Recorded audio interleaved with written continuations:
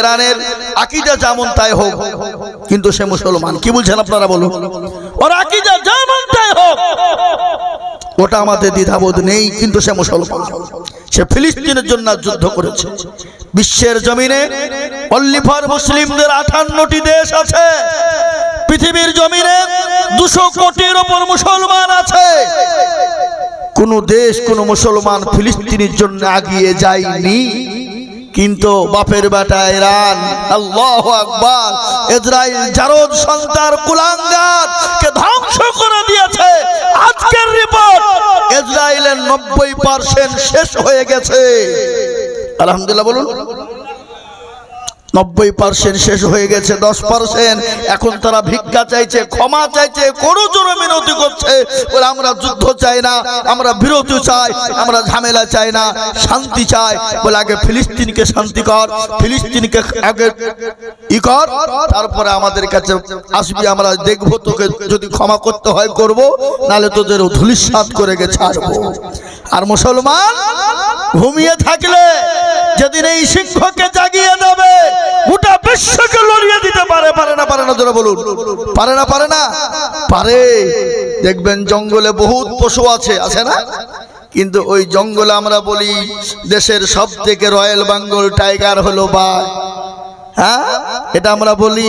কিন্তু ওই জঙ্গলের ভিতর আরেকটা পশু আছে যে ঘুমিয়ে থাকে, যেদিন সে জেগে যায় গোটা জঙ্গলকে তছনছ করে দেয়।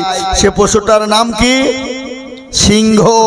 তো মুসলমানরা ঘুমিয়ে আছে, মুসলমানদেরকে যদি কেউ জাগিয়ে দেয়, সেদিন মুসলমানরা সিংহের মতো গোটা পৃথিবীকে তোলপাড় করে দেয়। দেয় না? দেয় না?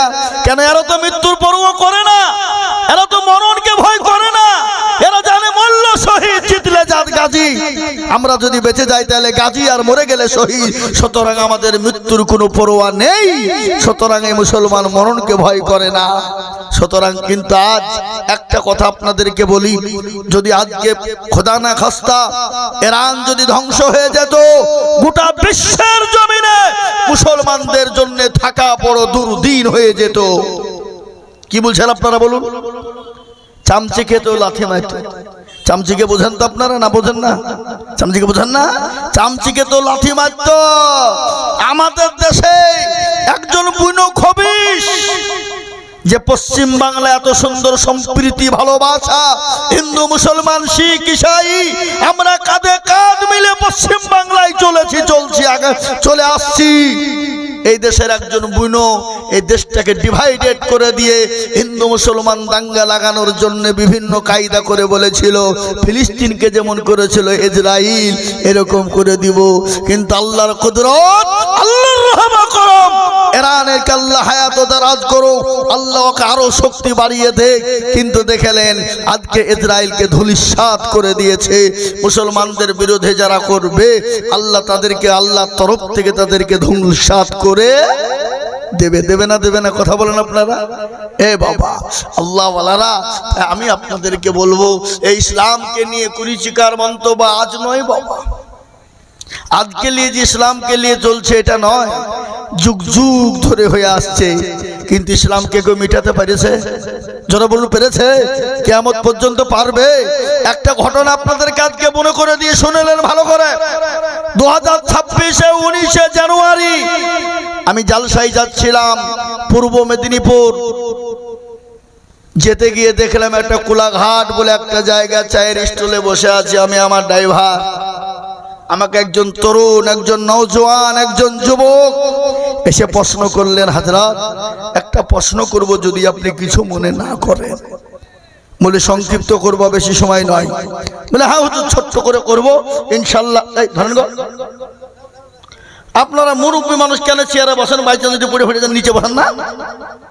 আসুন বেঁধে নাহলে ওপরে ওপরে আসেন। আচ্ছা ওপরে আসেন। হুজুর অপারেশন অপারেশন অপারেশন। ছি ছি ছি, আপনি নিচে বসে আছেন, বলেন জানি মানুষের কখন কি হয়ে যায়, সাবধানে থাকতে হয় নাকি বলেন? হ্যাঁ, একজন তরুণ যুবক এসে আমাকে জিজ্ঞাসা করছে, ভালো করে কথা শুনবেন। বলে হুজুর আজকে 4 দিন ধরে আমি ঘুমাইতে পারিনি। কেন গো, তোমার অসুখ হলো নাকি? তাহলে কলকাতা চলে যাও, পিজিতে চলে যাও, ডাক্তার দেখাও। না, ও সবার লেগে লাই। আজকে আমার 4 দিন থেকে ব্রেনে কাজ করছে না, তো ডাক্তার যদি ব্রেনে কলকাতায় না থেকে তো আমাদের বহরমপুরে এসে হাসান ডাক্তার আছে দেখিয়ে দিব। না, আমার গো লাগবে না। তাহলে তুমি বলছো না, বলে হুজুর আমার ব্রেনে কুরে কুরে খাচ্ছে, ঘুম হচ্ছে না কেন জানেন? আজকে গোটা বিশ্বের দিকে লক্ষ্য করে দেখলাম, যত জাতি যত ধর্ম আছে সমস্ত জাতি ধর্ম মুসলমানদেরকে মারে, মুসলমানদের উপর আঘাত করে, ইসলামের উপর আঘাত করে। হুজুর বড় কষ্ট হয়। আমি তাদেরকে বলছি, খেপা কেন মার খাই জানো? যেটা সত্য, সত্য জিনিসকে মার খেতে হয়, আর সত্য কিন্তু একদিন উপরে উঠে যায়। কিন্তু শুনে নাও, গোটা বিশ্বের কাছে যেটা নাই সেটা মুসলমানদের কাছে আছে, সেটা তুমি জানো? বলে হুজুর মুসলমানদের কাছে কি আছে? বলে শোনো, যে মাল গোটা বিশ্বের কাছে নাই সে মালটা মুসলমানদের কাছে আছে, আর ওই মালটা যতদিন মুসলমানদের কাছে থাকবে আছে ততদিন মুসলমানরা মার খাবে। বলে হুজুর মাল কি? বলে বুঝতে পারোনি? তো বলে না। তাহলে শোনো, একটা কথা তোমাকে শোনাই। এই কোলাঘাটের বাজারে 2টো বিল্ডিং আছে, 2টো বিল্ডিং, একটা 5তলা ফ্ল্যাট আর একটা 2চালা ঘর। আচ্ছা বলো, 2চালা ঘরে 20 কিলো সোনা আছে। ক কিলো? 20 কিলো। আরে 5তলা ঘরটা পুরো ফাঁকা, কিছু নাই, খালি বিল্ডিং এ আছে। তো চোর বা ডাকাত যারা হবে তারা চুরি করতে ওই 2চালা ঘরে ঢুকবে না 5তলা ঢুকবে? ও তো ফাঁকা ঘর, তো কিছু নাই, 2চালা ঢুকবে কেন? ওখানে মাল আছে তো, শোনা। তোদেরও বিশ্বের জমিন ফল ফাঁকা, খালি মুসলমানদের কাছে মাল আছে, আর এই মাল থাকার কারণে মুসলমানদের উপর দুশ্মনী বাড়ছে। বলে হুজুর মাল কি? বলে খেপা তুমি জানো না, সে জিনিসটার দাম এত, গোটা বিশ্বকে যদি একদিকে করা হয় সে জিনিসটার সমতুল্য হবে না। বলে সে জিনিসটা কি? বলে সে জিনিসটার নাম হলো আল কোরআন, সে জিনিসটার নাম হলো কোরআনুল হাকিম, সে জিনিসটার নাম হলো কোরআনুল মাজিদ, সে জিনিসটার নাম হলো কোরআনুল জিকির, সে জিনিসটার নাম হলো কোরআনুল শিফা। এ পাগল, এ কোরআন যতদিন মুসলমানদের কাছে আছে ততদিন মুসলমানরা মার খাবে, কিন্তু ইনশাল্লাহ মুসলমানদেরকে শেষ করা যাবে না। কেন যাবে না? যুগ যুগ ধরে ইসলামকে মুসলমানদেরকে শেষ করার জন্য পৃথিবীর সুপার পাওয়ার এসেছিল, তারা যখন পারেনি, এই যুগের বেঈমান হাজার চেষ্টা করলেও তারা কিন্তু পারবে না। তখন বলছে হুজুর আমি বুঝতে পেরেছি, আর বলতে হবে না, আমার ব্রেন খুলে গেছে। আচ্ছা বলুন তো, এ কোরআনের মালিক কে? কথা কয় না? এ কোরআনের মালিক কে? এ কোরআনকে বানিয়েছেন কে? এ কোরআনকে অবতীর্ণ করেছেন কে? তিনি হলেন আল্লাহ, যিনি আসমান জমিনের মালিক, গোটা পৃথিবীর মালিক। তিনি হলেন এই কোরআনের মালিক। আর পৃথিবীর জমিনে যত কিতাব রয়েছে, ত্রাণ পুরাণ যাই হোক, গীতা বাইবেল যত কিতাব রয়েছে বাবা, এ সমস্ত কিতাবগুলো দুনিয়ার কলিমুদ্দিন সলিমুদ্দিনের লেখা। ঠিক না? ঠিক জোরে বলুন। মুসলমান দরদি, আজ আমি আপনাদেরকে জানিয়ে দিতে চাই, বলে যাই, আমি আজিজুল হক খালি আপনাদের ডমকুলে কথা বলি নাই, গোটা পশ্চিম বাংলার জমিনে অলিতে গলিতে আমি বলে থাকি কথাটা। আজকে যদি মুসলমানরা যদি কোরআনওয়ালা হয়ে যেত, আজকে মুসলমানের ছেলেরা যদি কোরআনওয়ালা বেনে যেত, আজকে মুসলমানের ছেলেরা যদি কোরআনের দিকে প্রাধান্য দিত, আজকে যদি মুসলমানেরা কোরআনের উপর ভর করে চলতো, আমি আল্লাহর কসম করে বলি মুসলমান কোনোদিন লাঞ্ছিত হতো না, মুসলমান কোনোদিন মার খেত না, মুসলমান কোনোদিন ঘৃণিত হতো না, মুসলমানের উপর কোনোদিন অত্যাচার হতো না। কিন্তু এই জাতি তো কোরআন পড়ে না, এই জাতি তো কোরআন বুঝে না, এই জাতি তো কোরআন শিখে না। ঠিক না বেঠি জোরে বলুন। আমি আপনাদেরকে বলে যাই, প্রত্যেকটা নর এবং নারীর জন্য কোরআন শিখা হলো ফরজ। খালি ফরজই নয় বাবা, এটা হলো ফরজে আইন, এটা হলো জরুরি। জরুরি আপনাকে বলবো বাবা, আপনাকে মৌলবি বানানো বানাতে বলি না, আপনার ছেলেকে কোরআনের হাফেজ বানাতে বলি না, আপনাকে মুহাদ্দিস বানাতে বলি না, আপনাকে মুফতি তৈরি করতে বলি না। আপনি আপনার ছেলেকে কমসে কম কোরআনটা শিখান, যাতে কোরআনটা পড়তে পারে, কোরআনটা শিখতে পারে, কোরআনের মানে মতলব বুঝতে পারে। এ মুসলমান, আপনি ছেলেকে মাস্টার, ডাক্তার, উকিল, জজ, ব্যারিস্টার, উকিল বানার কোনো ব্যাপার না, কিন্তু আপনার ছেলেকে কমসে কম কোরআনওয়ালা বানিয়ে যা। কিন্তু আমাদের সমাজটা কি? ছেলেকে স্কুলে পড়ায়, প্রাইভেট স্কুলে দেয়, মিশনে দেয়, বলে স্যার ছেলেটাকে একটু ভালো করে পড়াবেন, যত টাকা লাগে আমি দেওয়ার জন্য প্রস্তুত। ছেলেকে মাস্টার বানাতে হবে, ছেলেকে ডাক্তার বানাতে হবে, ছেলেকে উকিল, জজ, ব্যারিস্টার বানাতে হবে, আইপিএস তৈরি করতে হবে, যত টাকা খরচ হয় আমরা দেওয়ার জন্য প্রস্তুত আছি। কিন্তু কোনোদিন হুজুরকে বললো নাকি, ও হুজুর আপনি তো আমাদের গ্রামের মসজিদের ইমাম, ও হুজুর আপনি তো আমাদের দেশের ইমাম, হুজুর গো আপনি আমার ছেলে মেয়েদেরকে কোরআনওয়ালা বানান, কোরআনের শিক্ষায় শিক্ষিত করুন, যত টাকা লাগে আমরা দেওয়ার জন্য প্রস্তুত আছি। এরকম লোক একটা খুঁজে পাওয়া যাবে? কথা বলেন না কেন? কথা বলেন, কথা বলেন, পাওয়া যাবে, খুঁজে পাওয়া যাবে না? না, ও যত পারে মৌলবীকে ঠকাই নিয়ে যায়। গত পরশুদিন আমি একটা জালসায় ছিলাম, বর্ধমান, দুর্গাপুর, হাজারে হাজারে মানুষ। আমি আইজুল হককে জালসাতে নিয়ে গেছে, 30,000 টাকা দিয়েছে। আমি খবর নিলাম, হুজুর আপনার মসজিদে আপনি কতদিন ইমামতি করেন? বলে হুজুর 5-6 বছর হলো। বলে আপনাকে বেতন দেয় কত? বলে হুজুর 5,000 ছিল, এবার বাড়িয়ে 6,000 হয়েছে। 5 ওয়াক্ত নামাজ পড়া, ইমামতি করে, আর কোনো কাজ করার ক্ষমতা নাই। আচ্ছা বলুন, ওই ইমামের পিছনে নামাজ হবে? তার সংসার ভালো করে চলে না, তার ছেলে মেয়ে ভালো করে খেতে পায় না। বলুন ওই ইমাম তো সকল সময় আপনার অভাবের অবস্থায় থাকবে। বলুন ঠিক করে নামাজ কি আদায় করতে পারবে? জোরে বলুন পারবে?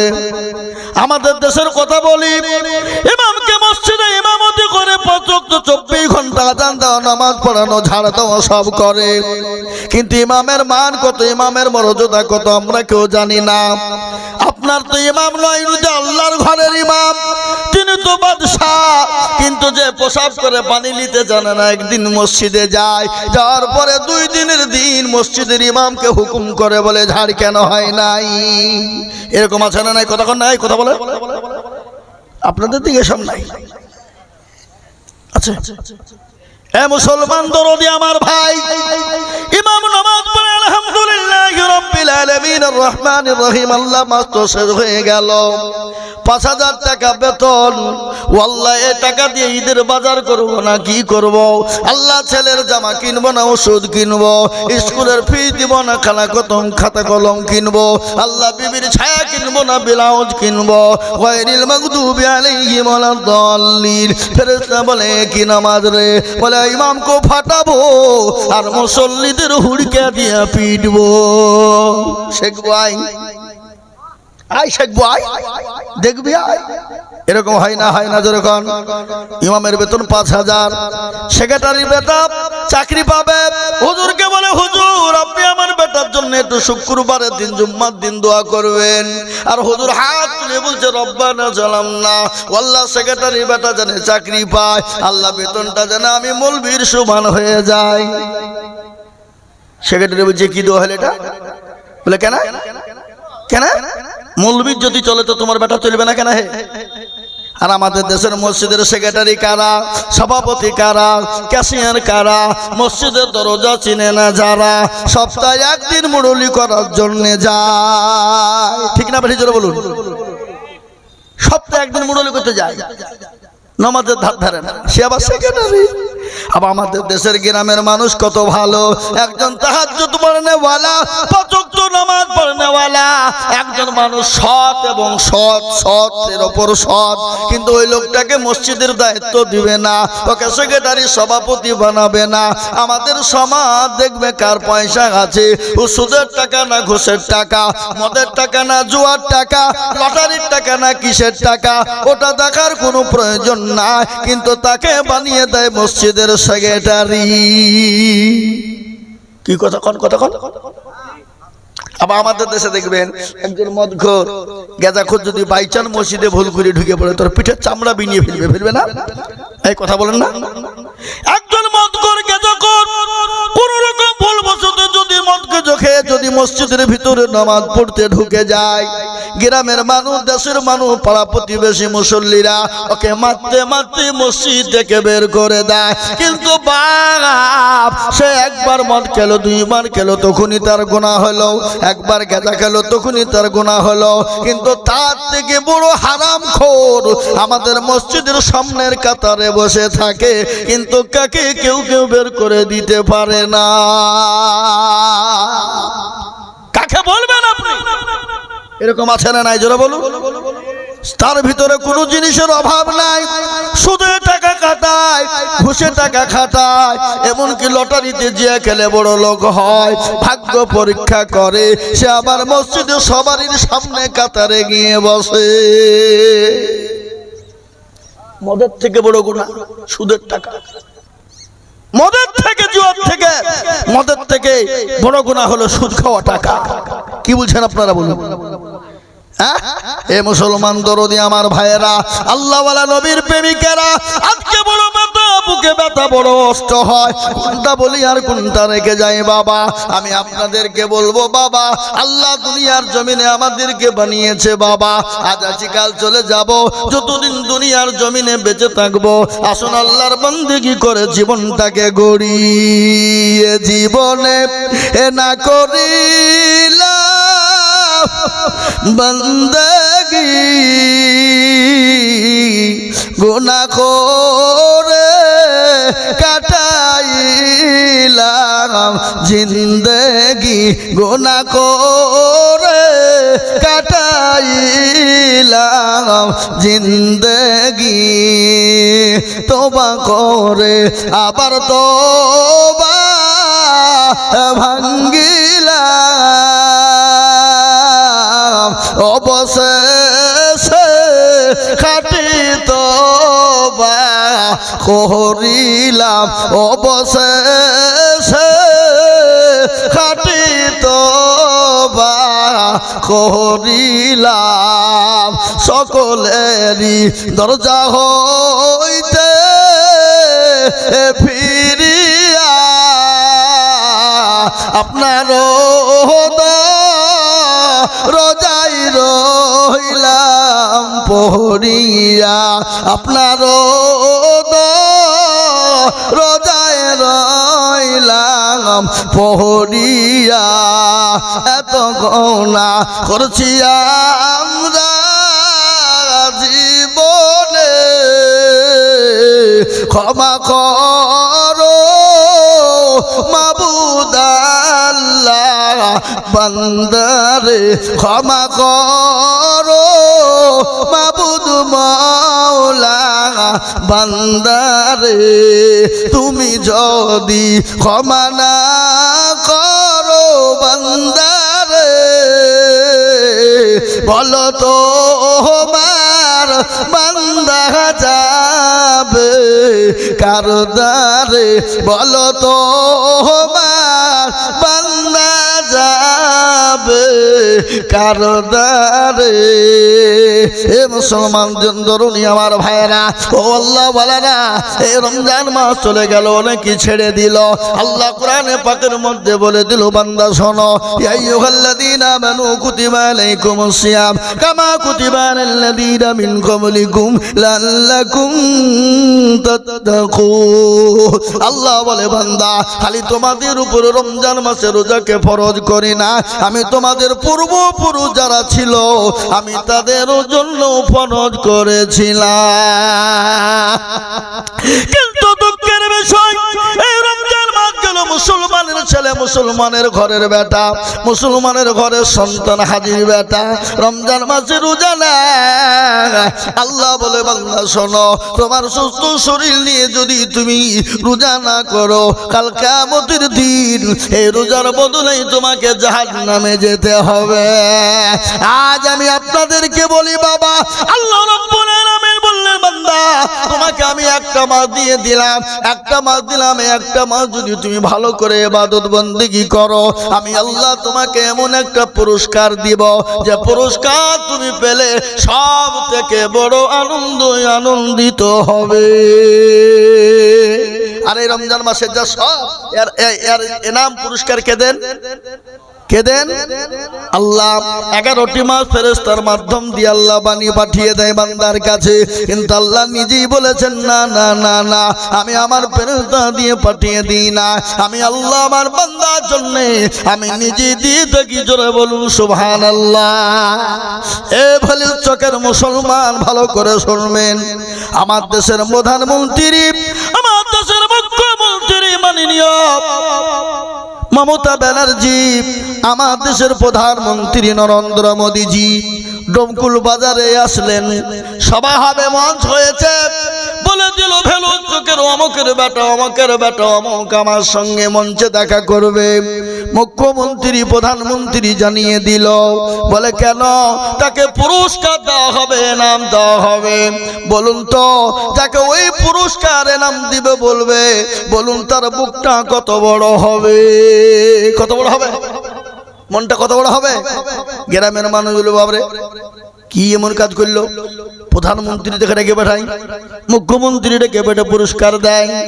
বাপের দিল বড় হবে, মন বড় হবে, ছেলেরও মন বড় হবে, হবে না? হবে না।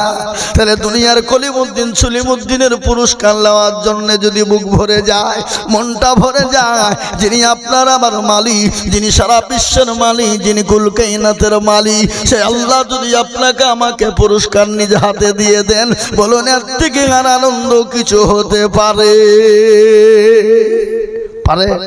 হ্যাঁ। কিন্তু এই যে রমজান মাস গেল, আমরা মুসলমান না।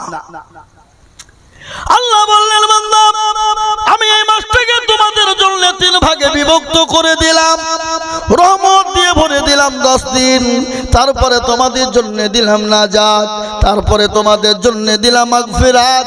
ও বান্দা সেই 10 দিনের বিজয় রাত্রি আমি তোমাদেরকে দিয়েছি। বান্দা তুমি কি জানো না ওই বিজয় রাত্রিগুলো আমি আল্লাহ তোমাদের জন্য, তোমাদের খুশি করার জন্য তোমাদের কাছে উপহার দিয়ে দিলাম।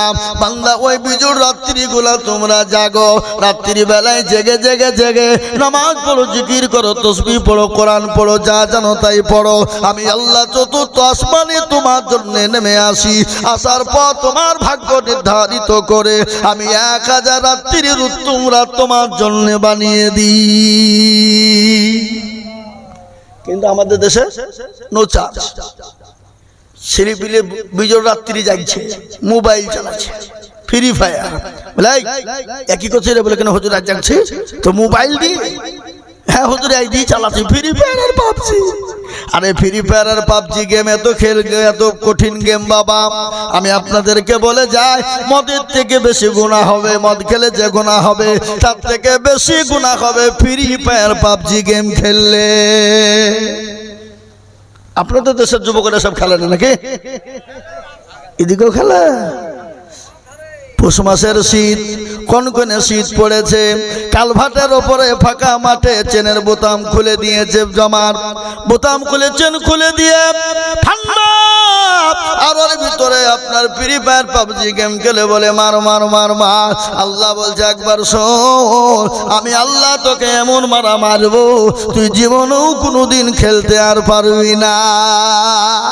কেন নামাজ পড়িস না, কেন মসজিদ মুখী হোস না? আমাদের দেশের যুবকরা রাত্রি 12টা 1টা 2টো পর্যন্ত খেলে ফ্রি ফায়ার পাবজি। আমি বলবো যুবক গো তুমি খেলো খেলো, কোনো বাধা আমি দিব না, কিন্তু তুমি কি জানো না ওই মোবাইলের ভিতরে কোরআন পাওয়া যায়, ওই মোবাইলের ভিতরে হাদিস পাওয়া যায়, ওই মোবাইলের ভিতরে আল্লাহ এবং আল্লাহ রসুলের বাণী পাওয়া যায়। জীবন গড়ে যাবে যুবক, এ জীবনের কোনো মূল্য নাই রে যুবক। কত তরুণ চলে গেল, কত যুবক চলে গেল, তুমি আমি কখন চলে যাব জীবনের কোনো গ্যারান্টি না। আমার আল্লাহ বললেন বান্দা আমি তোমাকে বানিয়েছি আমার ইবাদত করো। কোরআন তার প্রমাণ দিয়ে বলল ওয়া মা খালাকতুল জিন্না ওয়াল ইনসা ইল্লা লিয়াবুদুন। আল্লাহ বলে বান্দা আমি তোমাদেরকে বানিয়েছি আমার ইবাদত করো, আমার বান্দাগি আমার বড় হুকুম নামাজ আদায় করো। ও বান্দা যদি আমার বড় হুকুম নামাজ আদায় করতে পারো আমি আল্লাহ তোমার জন্য দুনিয়াতে শান্তি দেব, কবরেতে শান্তি দেব। আমি আল্লাহ তোমার জন্য পরকালে আমি আল্লাহ আরশের ছায়া করে দিব। কিন্তু আমরা নামাজ পড়ি।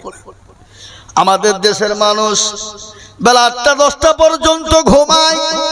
ফজরের আজান মসজিদে হয় আসসালাতু খায়রুম মিনান নাওম। এই আপনাদের দিকে হয় না নাকি? আসসালাতু খায়রুম মিনান নাওম এর মানে হলো তোমাদের ঘুমের দিকে নামাজ হলো উত্তম।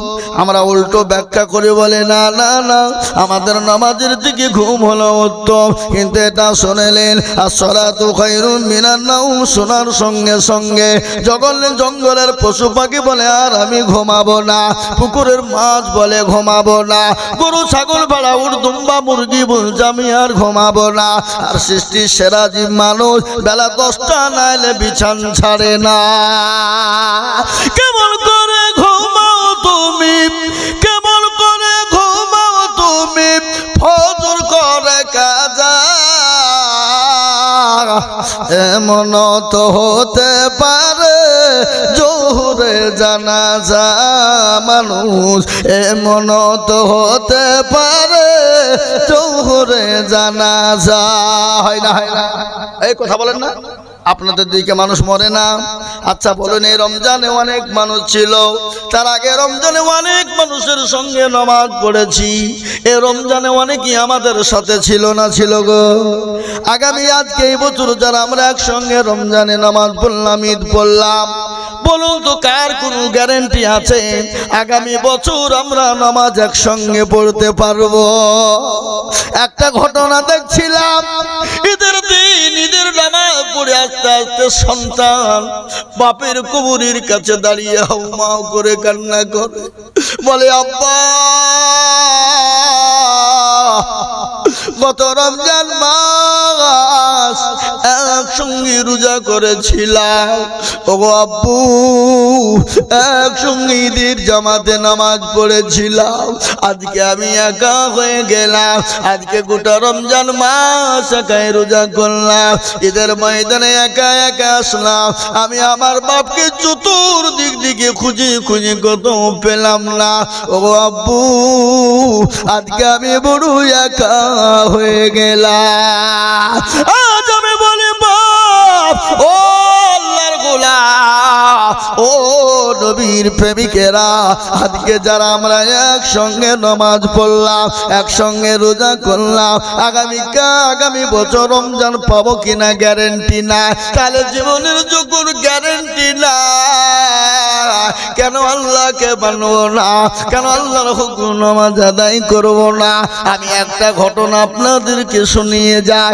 আমার রাসূল বিশ্ব নবী, দয়ার নবী, মায়ার নবী, রহমতের নবী, মায়ার হাবিব, গো আল্লাহর নবী, এ মায়ার নবী গো, আপনি নবী আমার জীবনের জীবন, আল্লাহর নবী, এ মায়ার রাসূল গো, আপনি নবী আমার জীবনের জীবন, আপনি আমার জীবন সাথী, অন্ধকার কবরের বাতি, আপনি হইলেন নির্দুনিয়ার নূর, আল্লাহর নবী, এ মায়া নবী গো, আপনি নবী আমার জীবনের জীবন, আপনি রাহমাতাল লিল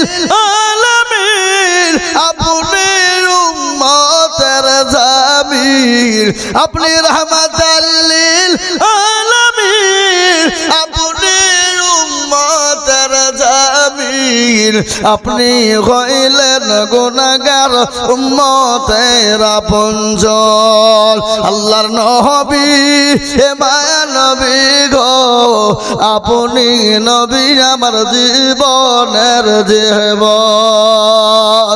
দেখিয়া আপনার মজেজা ভাগবতী মা খাদিজা, দেখিয়া আপনার মজেজা ভাগবতী মা খাদিজা, সৌপন দিলেন জীবন যৌবন। ভালো দৌলত ছিল আপনাকে সোফা দিল, ভালো দৌলত ছিল আপনাকে সোফা দিল, আপনাকে বানাইলো আপনজন। আল্লাহর নবী এ মায়া নবী গো, আপনি নবী আমার জীবনের জীবন।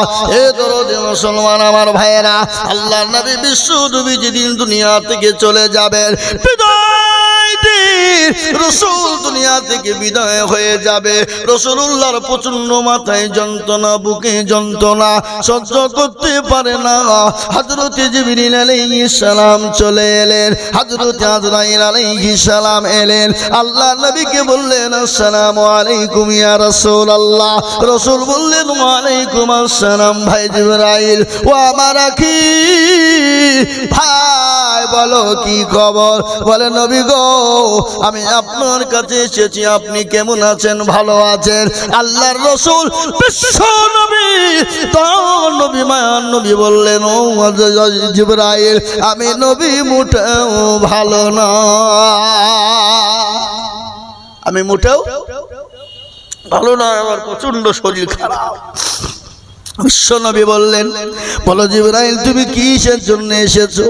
বলে নবী গো, আমি আজকে আপনার কাছে একজন নতুন ফেরেশতা এনেছি।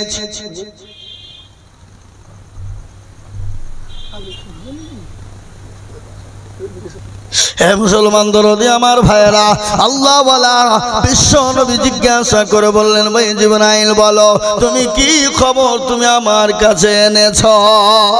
বলে নবী গো, আজ আপনার কাছে নতুন একজন ফেরেশতা এনেছি গো নবী, যে ফেরেশতা জীবনও কারো কাছে অনুমতি নেয় না, অনুমতির প্রয়োজন হয় না।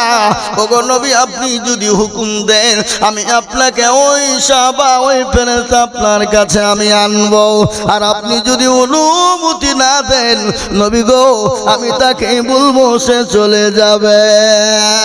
বিশ্ব নবী বলেন না না না, আজরাইল তাকে তুমি আসতে দাও। আল্লাহ নবীর কাছে পৌঁছে গেলেন, আল্লাহর রাসূলের কাছে আজরাইল যে সালাম কানা দিলেন, বিশ্ব নবী সালামের উত্তর দিয়ে দিলেন। আল্লাহর নবী বললেন, আজরাইল বলো কেমন আছো? বলে নবী গো, আমি তো ভালোই আছি, বলুন আপনি কেমন আছেন আল্লাহর হাবিব? নবী বললেন, ও ফেরেশতা আমি মোটেও বলো না। বলে তুমি আমার কাছে কেন এসেছো? বলেন নবী গো, ও গো হাবিবুল্লাহ, আল্লাহ আপনাকে আমাকে আপনার কাছে পাঠিয়েছে। রাসূল গো, আপনি যদি অনুমতি দেন আমি আপনি যদি অনুমতি দেন আপনাকে নিয়ে যেতে হবে, আমি নিয়ে যাব।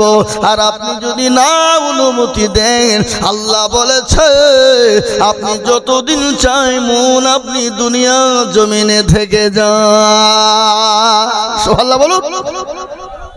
আজ পর্যন্ত কাউকে বলেছে ফেরেশতা যেমন যতদিন চাই তুমি থাকো?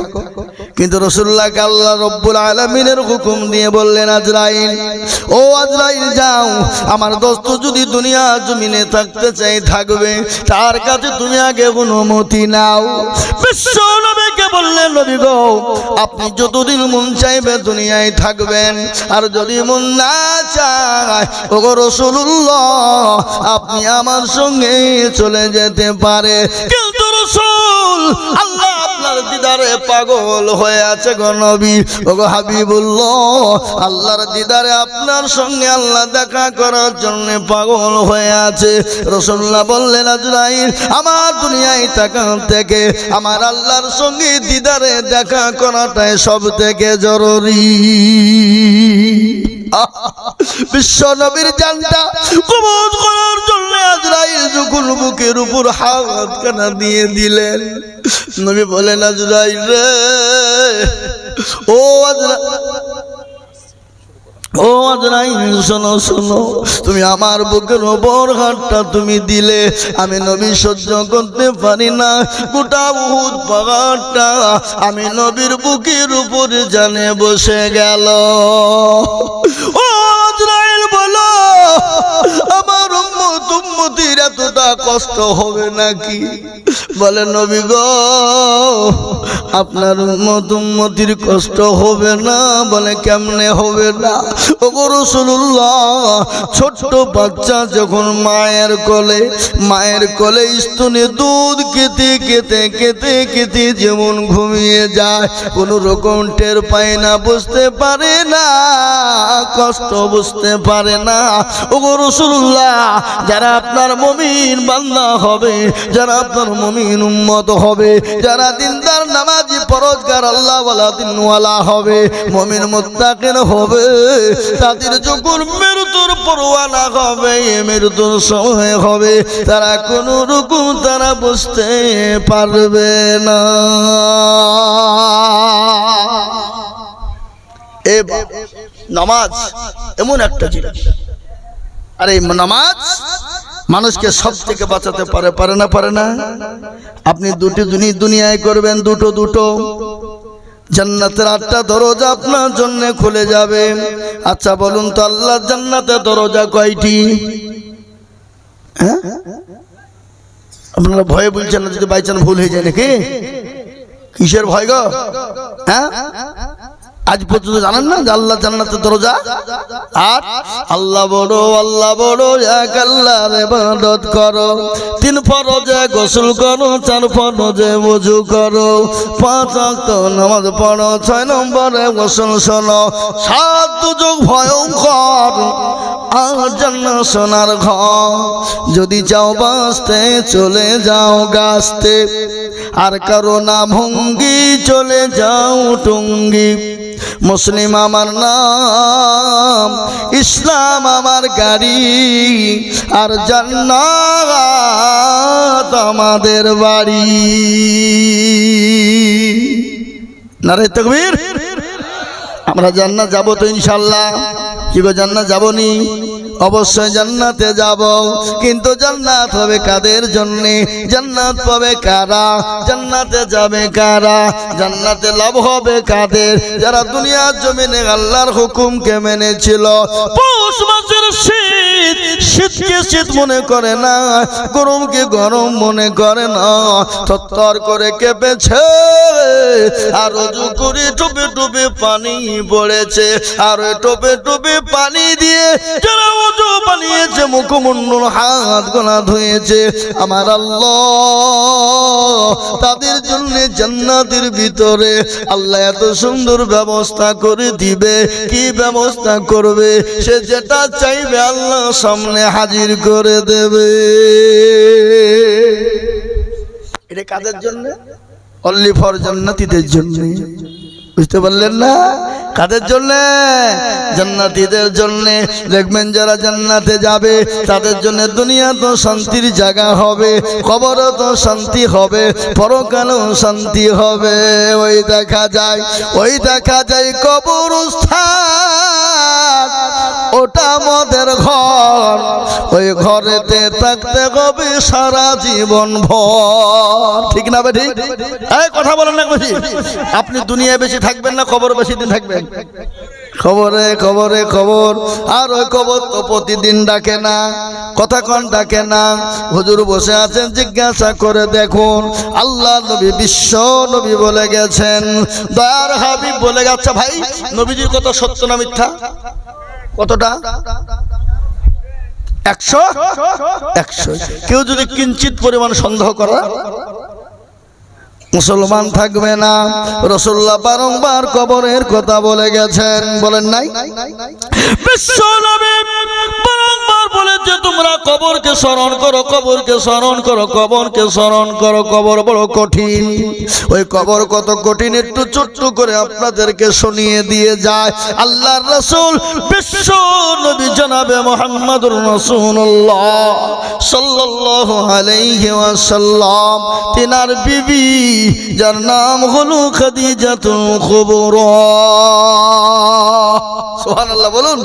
মা খাদিজাতুল কুবরা রাসূলুল্লাহ সাল্লাল্লাহু আলাইহি ওয়াসাল্লামের প্রথম বিবি কিনা, জোরে বলুন। না রাসূলের আর আগে কারো সঙ্গে বিবাহ হয়েছিল? হ্যাঁ, রাসূলের সঙ্গে সর্বপ্রথম বিবাহ হয়েছিল হযরতে মা খাদিজাতুল কুবরা রাদিয়াল্লাহু তাআলা আনহা উম্মুল মুমিনিন, আমাদের মা। সুবহানাল্লাহ। জি, এবং তিনার অনুজাতক সন্তান হয়েছিল 6টি। কয়টি?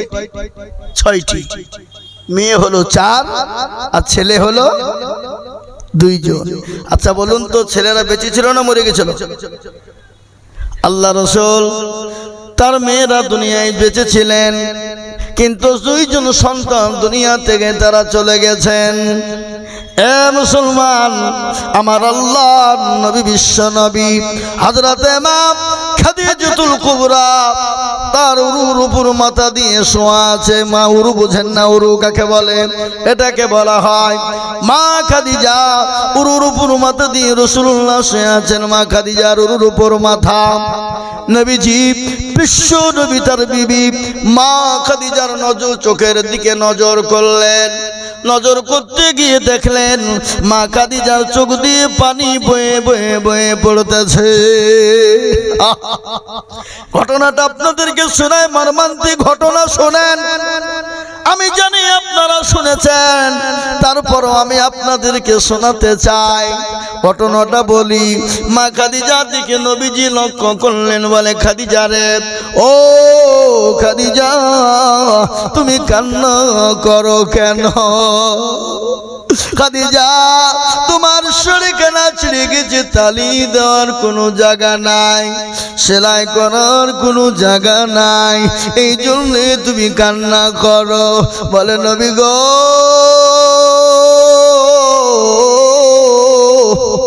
আমি এই জন্য কান্না করি নাই।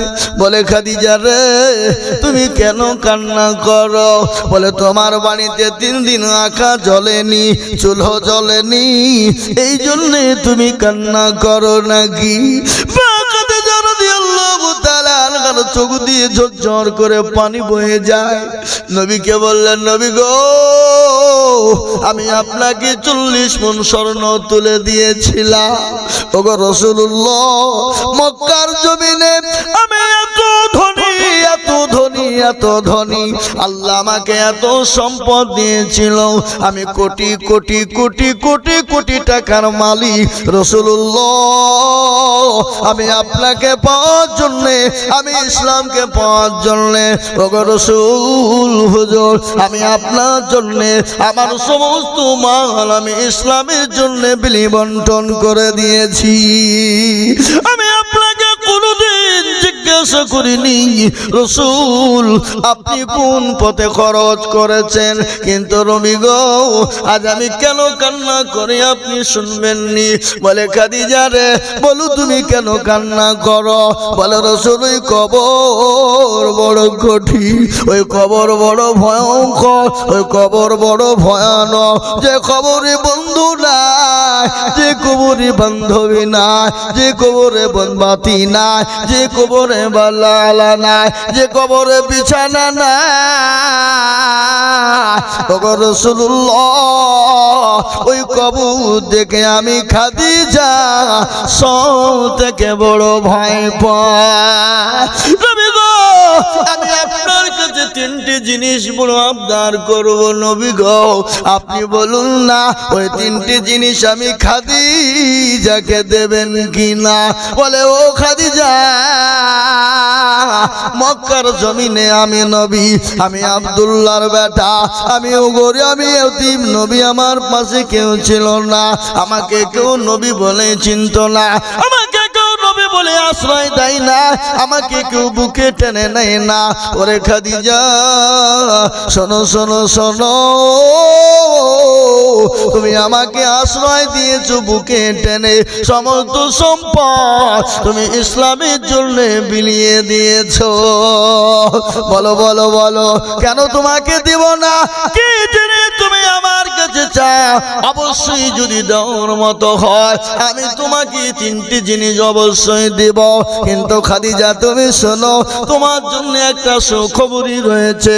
আমার আল্লাহ আমাকে জানিয়ে দিয়ে বলেছেন, গো নবী আপনি চিন্তা করবেন না, আপনার ওই খাদিজা, আপনার বিবি খাদিজার জন্য আমি আল্লাহ আপনার দুইজন বিবিকে কবরে পাহারাদার রেখে দেব।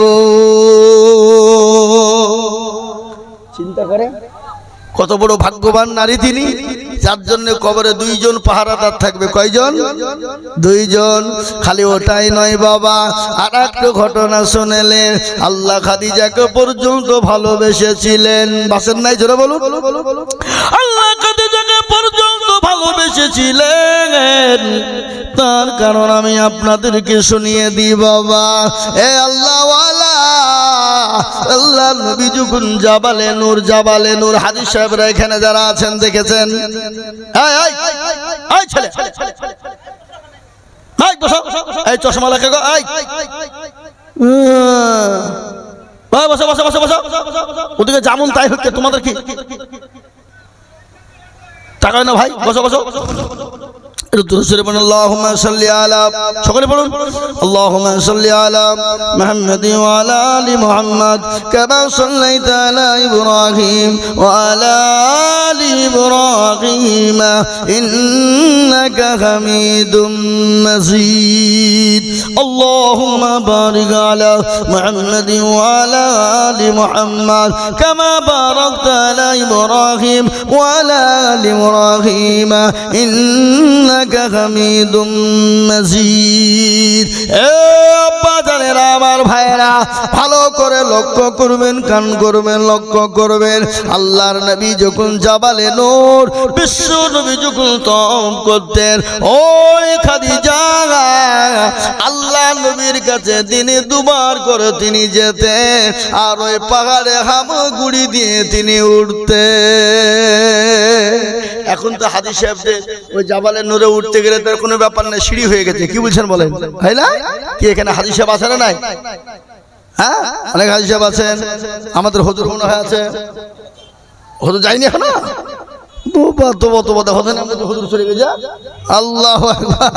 এবার হুজুর যাবে ইনশাল্লাহ, আমিও তো যাবো ভাবছি গো। তাই বলে বড় হতে অত টাকা কোথায় পাবো? মেলা টাকা লাগবে, 5 লাখ। ও টাকা কোথায় পাবো 5 লাখ টাকা নাকি? হ্যাঁ ভাইরা আমার, বাবা জীবনের আল্লাহ ওয়ালারা, জীবনের খাদিজাতুল কুবরা একদিন হঠাৎ করে অসুস্থ হয়ে গেল, রাসূলুল্লাহর কাছে যেতে পারে না। বড় কষ্ট হয়, হামাগুড়ি দিয়ে তিনি উঠতে চান।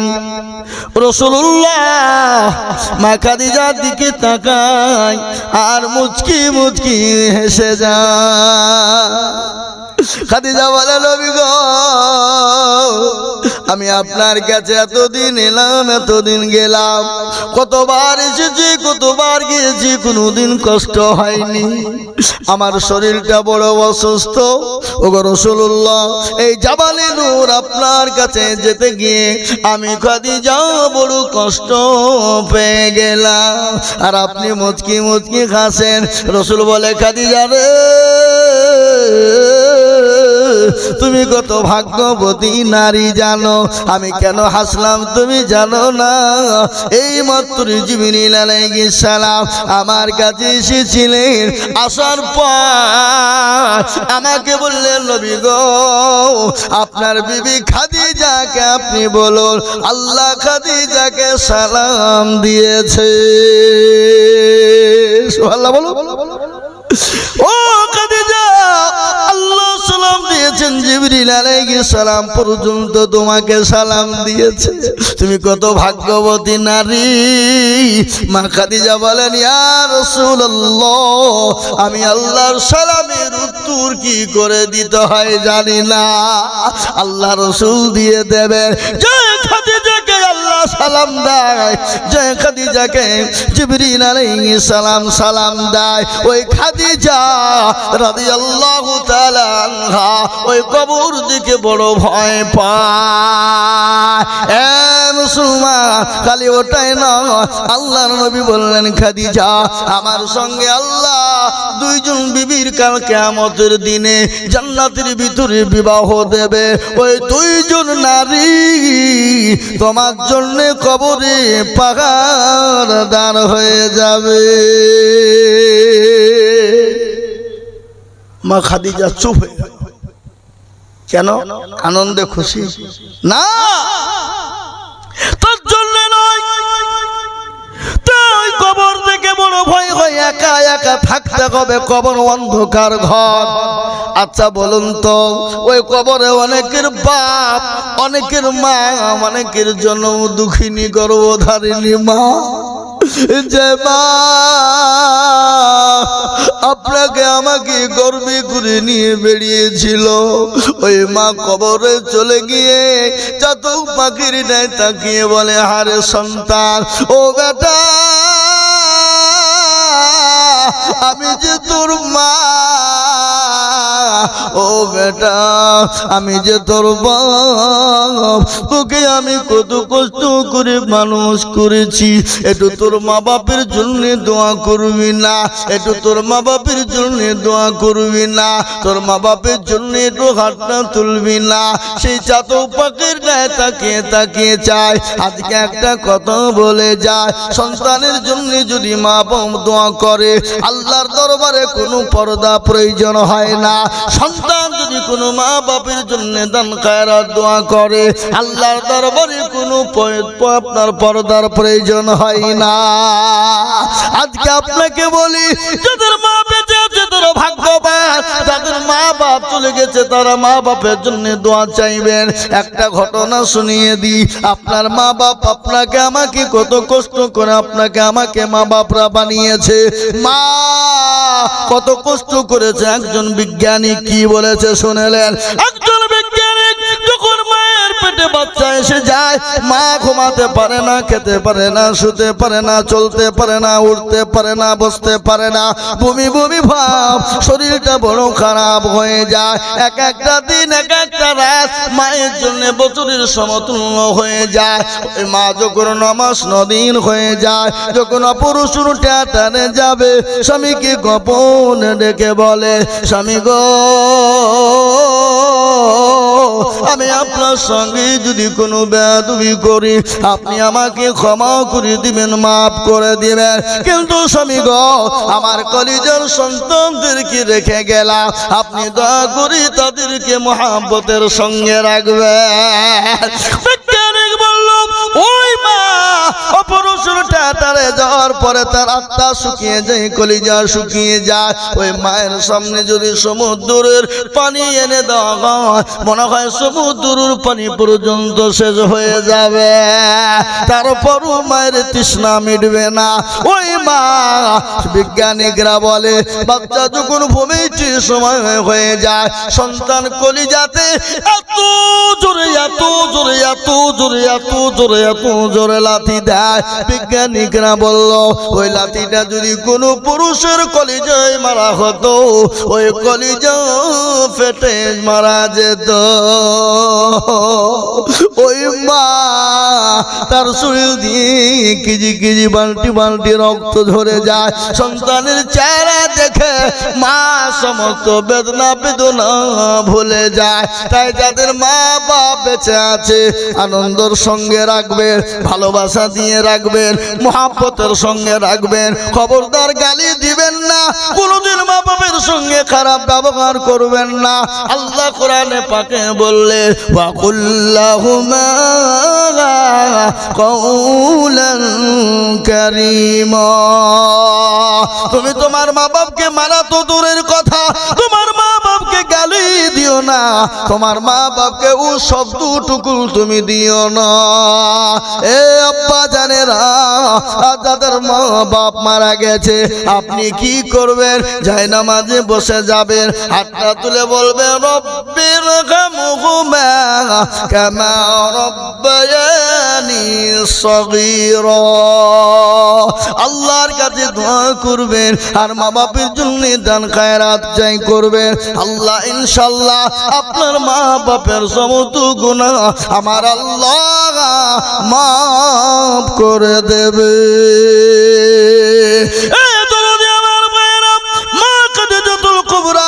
রাসূলুল্লাহর কাছে তিনটি জিনিস চাইলেন, সে তিনটি জিনিস কি আমি আপনাদেরকে শোনাই। তার আগে একটা কথা আপনাদেরকে বলি দিই।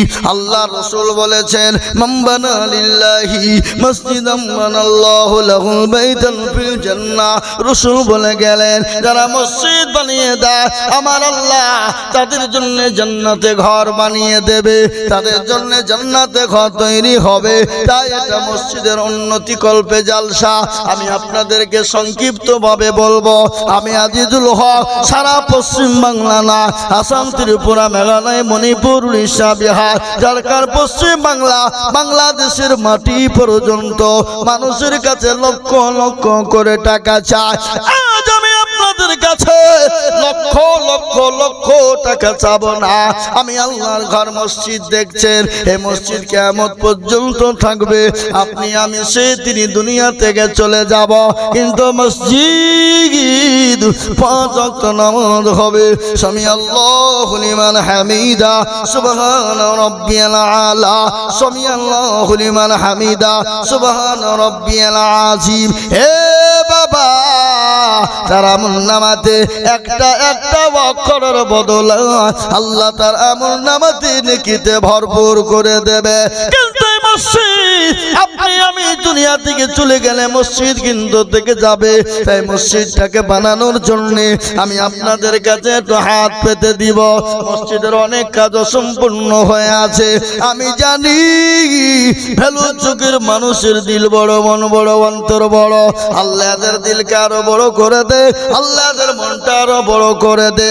এ বাবা শুনে নিন, পয়সা থাকলে সে দিতে পারে না, এই জায়গাটার প্রয়োজন হয় বাবা। তাই আমি আপনাদেরকে বলবো বাবা, এই মসজিদ বানানোর জন্য আমি আপনাদের কাছে সর্বপ্রথম এই মুষ্টিমেয় মানুষের মধ্যে থেকে আমি 5 জন দরদিকে বলবো বাবা, বহু টাকা বহু দিকে চলে গেছে, ছেলে মেয়ের পিছনে চলে গেছে, ডাক্তারের পিছনে চলে গেছে, কিন্তু আল্লাহর ঘরের জন্য দিলে কমে যাবে না। আর এটাও শুনেলেন পৃথিবীতে যেটা করবেন যাই করবেন আপনার কিয়ামতে হিসাব হবে, কিন্তু আপনি যদি দান করেন এ দানের কোনো হিসাব হবে না। আল্লাহ আপনাকে দানের বদলে জান্নাত দিয়ে দিবে। তাই আমি 5 জন দরদিকে বলবো, আমি একবার তাকবীর দেব বাবা, তাকবীর দেওয়ার সঙ্গে সঙ্গে মাত্র 10টা হাজার করে টাকা। বলে হুজুর গো আমার কাছে জান আছে মাল না। ওগো হুজুর আমি ইনশাআল্লাহ পরে অল্প অল্প করে সীমিত করে আমার জন্ম দুঃখিনী মা, আমার বাপ চলে গেছে, আমার সন্তান চলে গেছে, আমি আল্লাহর ঘরের জন্য আমি 10,000 টাকা দিব। এমন কোন আল্লাহর গোলাম আমি একবার তাকবীরের সঙ্গে সঙ্গে ধ্বনি দিয়ে একজন দরদি হাতটা তুলে বলবো মাত্র 10,000 টাকা। একবার জোরে বলা যাবে না নারায়ে তাকবীর? ইনশাআল্লাহ একজন দরদি ভাই এই ভেলুর চোখের মাটিতে আমার বাপজি ভাই মা বোনেরা ইনশাআল্লাহ সর্বপ্রথম 10,000 টাকার দাতা ইনশাআল্লাহ হবে না? পরে দেবেন, থেমে দেবেন, আস্তে আস্তে দেবেন, অল্প অল্প করে দেবেন। বলে হুজুর আমার কাছে জান আছে মাল না, আমি পরে অল্প অল্প করে দিয়ে আমি 10,000 টাকা শোধ করে দেব। ইনশাআল্লাহ একজন সর্বপ্রথম আসুন দেখি আমার কোন ভাই আল্লাহওয়ালা দিনওয়ালা ইমানওয়ালা কলমওয়ালা আমি দেখতে চাই সর্বপ্রথম 10,000 টাকা দিয়ে এই মসজিদের জন্য এদিকে আসেন এদিকে হাতটা উঁচু করে দেবেন ইনশাআল্লাহ হবে না বাবা না আমি বেশি চেয়ে ফেললাম নাকি 10,000 টাকা বেশি চেয়ে ফেললাম আমার মনে হচ্ছে তাই এ বাবা এ আল্লাহওয়ালা দিনওয়ালা ইমানওয়ালা কলমাওয়ালা কত টাকা কত দিকে যায় আমার আল্লাহর ঘরের জন্য দিলে কোনোদিন কমে যায় না আল্লাহর রাস্তায় যত দিব আমার আল্লাহ তত বাড়িয়ে দেবে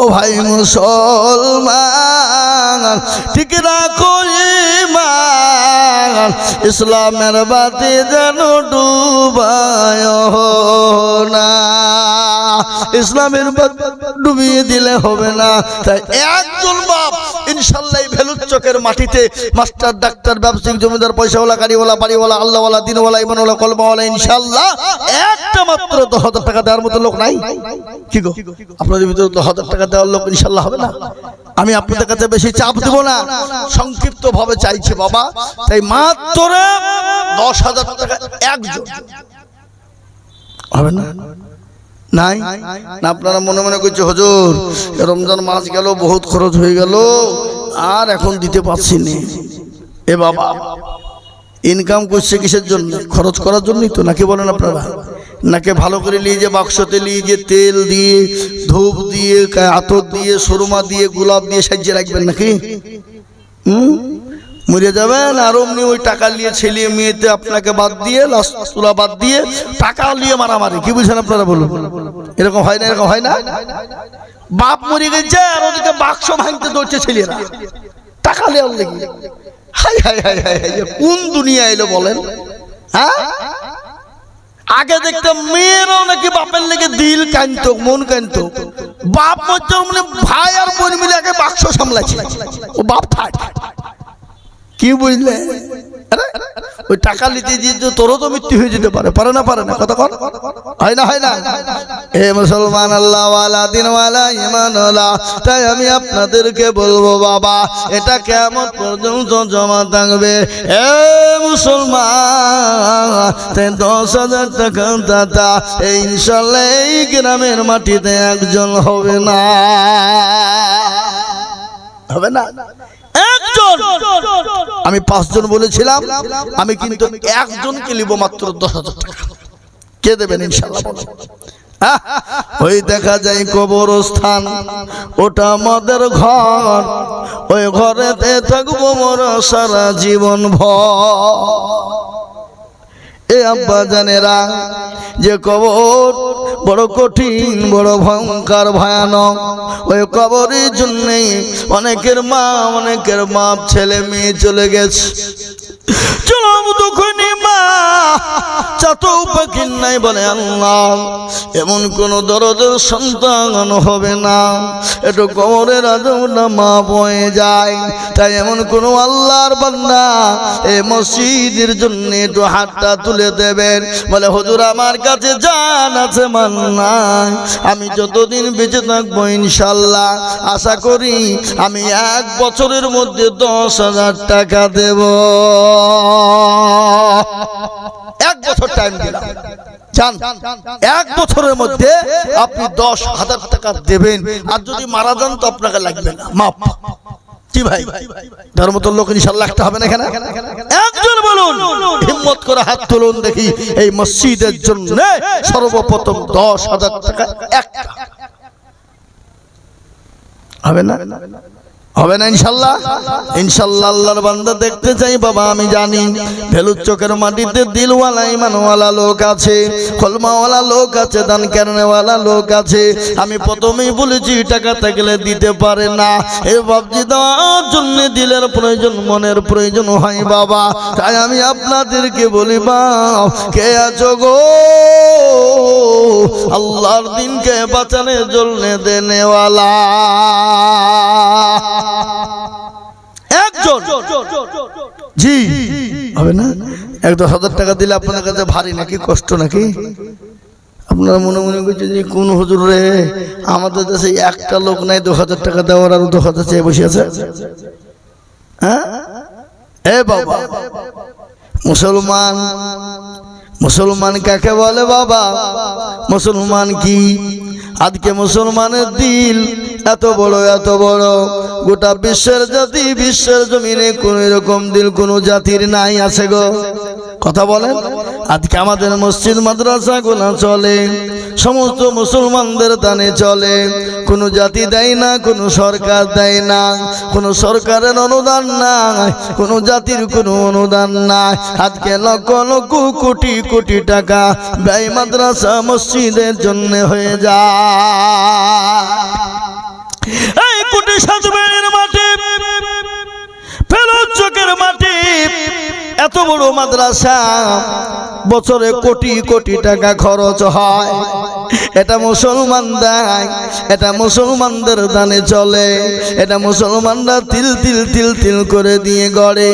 এ মুসলমান, আমি জানি মসজিদের জন্য মুসলমান দেওয়ার আছে, তাই আমি আপনাদের কাছে ১০,০০০ টাকা চেয়েছি বাপ। এমন কোনো দরদি, এমন কোনো বেশি নয়, আপনি ১ বছরের মধ্যে ১,৫০০ করে দিয়ে দিয়ে দিয়ে দিয়ে আপনি ১০,০০০ টাকা শোধ করে দেবেন। এই মসজিদের অনেক কাজ সম্পূর্ণ আছে, সম্পূর্ণ করার জন্যে এমন কোন দরদি না ১০,০০০ টাকা দেনেওয়ালা হবে না? আপনাদের ভিতরে নাই হবে না? এ বাবা ইনশাল্লাহ বলুন। বলে হুজুর গো, আমার কাছে জান আছে মাল নাই, জীবন আছে জান আছে মাল নাই। ও হুজুর ইনশাল্লাহ আমি পরে তেমে তেমে দিয়ে দেব, 1 বছর সময় দেন, আমি ১,৫০০ করে দিয়ে 1 বছরের মধ্যে শোধ হয়ে যাবে। এমন কোনো দুরুদি হবে না বাবা। না আপনাদের কাছে ১০,০০০ টাকা ভারী হয়ে গেছে নাকি?